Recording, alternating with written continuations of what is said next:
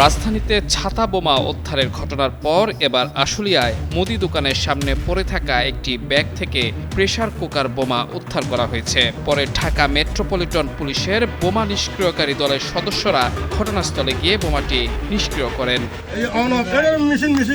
বৃহস্পতিবার রাতে বোমাটি পাওয়া গেলেও শুক্রবার দুপুরে গণমাধ্যমে বিষয়টি নিশ্চিত করেন আশুলিয়া থানার ভারপ্রাপ্ত কর্মকর্তা তরিকুল ইসলাম। এই ঘটনায় আশুলিয়া থানায় বিস্ফোরক দ্রব্য আইনে একটি মামলা হয়েছে।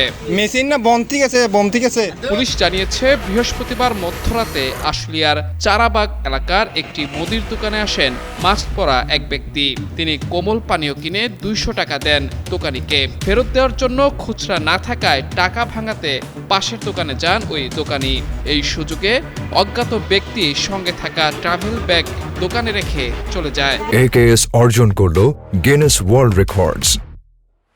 AKS দীর্ঘ সময় পার হলেও ব্যাগ নিতে কেউ না আসায় স্থানীয়দের সন্দেহ হয়। তারা ব্যাগ খুলে স্কচ টেপে মোড়ানো প্রেসার কুকার দেখতে পান। এ সময় স্থানীয়দের মধ্যে আতঙ্ক ছড়িয়ে পড়ে। পরে পুলিশ ঘটনাস্থলে গিয়ে বোমাটি জব্দ করে।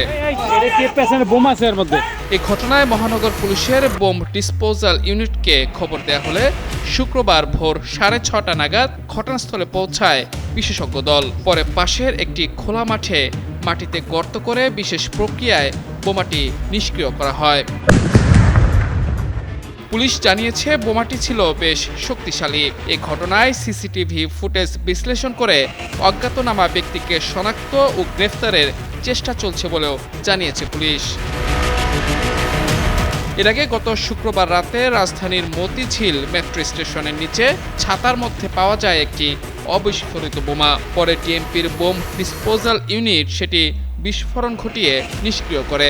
কয়েকদিন পরপর এসব বোমা উদ্ধারের ঘটনায় জনসাধারণের মনে আতঙ্ক তৈরি হয়েছে। দেশজুড়ে কোনো অশুভ চক্রের অপতৎপরতা চলছে কিনা সেটা নিয়েও প্রশ্ন উঠেছে। মাহমুদুর রহমান, যুগান্তর নিউজ।